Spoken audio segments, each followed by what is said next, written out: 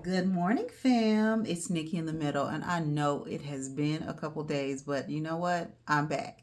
And you know what else? The Band-Aid's gone.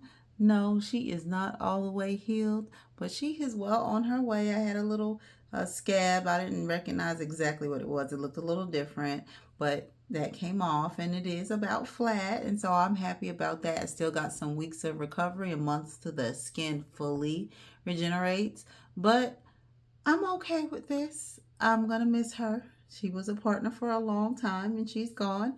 Also, been on this journey of getting some of the toxic products out of my bathroom. So many. Ordered new sunscreen, and yes, it said no white cast, but the white cast is there. I had to warm my face up with the light. So that journey still continues. Let me tell you something about being in the middle.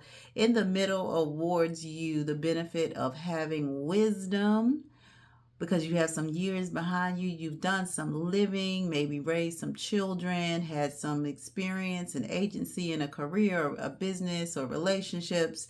But then you realize you are at a completely new stage in life and you have to learn things and unlearn things and relearn things. So being in the middle is definitely an interesting tension. Different from when it was being a teen where you thought you knew everything, and you just had that ignorance and boldness of youth and went out there and did all the things. Now that we're older, many of us have gained a certain level of caution that sometimes is a blessing, sometimes it's not.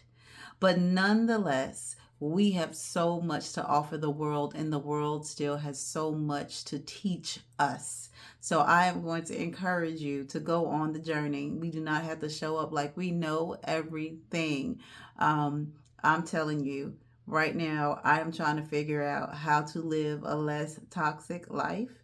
And when I say that, I mean mentally, emotionally, I mean with the products that I use, with the thoughts that I allow to dwell in my head and go round for round, breaking cycles, breaking conversations, confronting belief systems that no longer serve me or anyone around me. It is so important that we do that inner work. That work needs to be both on the outside and on the inside. Because listen, I know people say what's on the outside doesn't matter as much as what's on the inside, but what's on the outside carries what's on the inside while we're on this side of heaven. And so I have on my gym clothes and I'm going to the gym.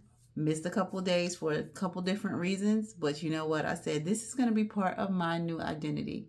I don't do it so I can be in competition with other people. Believe me, if I did, I wouldn't walk myself in that gym. I walk in that gym and those people are working, especially the women. They are on those treadmills. They're doing those classes. I mean, those ladies are not playing games and they have the results. And for someone like me who is gym avoidant, exercise and sports avoidant, that can be super, super intimidating to walk in there and to see that. And then there's just some ways I'm never ever gonna look. I wasn't built like that, right? So, if we go into these spaces and we disqualify ourselves or we're going in for superficial reasons, then that can keep us from feeling like we belong. But guess what?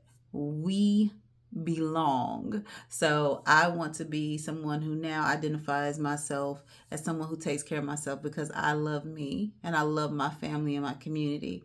And I want to show up in those spaces the best way I can. And sometimes that's going to be a little raggedy because that's where I am in life. But other times I can actually be on tip top of my game. And that's what it means to be in the middle, to understand that there's that tension and to be comfortable living in it. Listen, I want you to be encouraged and have a blessed day. Love you. Mean it. Bye.